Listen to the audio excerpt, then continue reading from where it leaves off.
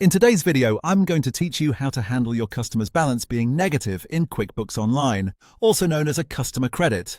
If a customer has overpaid on a current invoice, QuickBooks Online may show their open balance as a negative amount. This usually means there is a credit sitting on the customer's account. In many cases, that credit needs to be refunded and then properly recorded so your books stay accurate. The good news is that this is a very straightforward process once you know where to look. To begin, go to All Apps, then open the Customer Hub and select Customers.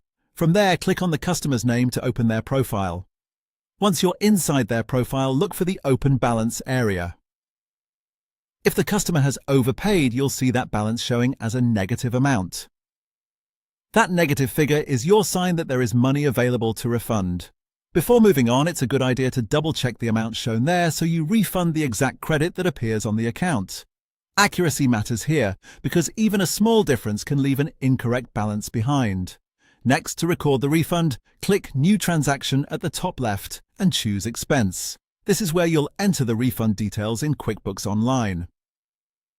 When the expense window opens, select the customer who currently has the negative balance. This step is important because it links the refund back to the correct customer account and clears that credit properly. After that, set the account category to Refund. Then enter the exact amount of the refund. Make sure the amount matches the negative balance you saw on the customer profile.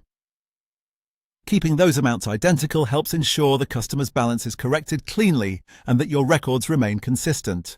Once everything looks right, click Save and Send. This records the refund and updates the customer's account accordingly. After that, the negative balance should no longer remain as an unresolved credit on their profile. And that's it. If your customer has overpaid on an invoice and QuickBooks Online shows a negative open balance, you can handle it by going to their customer profile, creating an expense, selecting that customer, categorizing it as a refund, entering the exact refund amount, and saving it. It's a simple process, but it plays an important role in keeping both your customer records and your accounting accurate.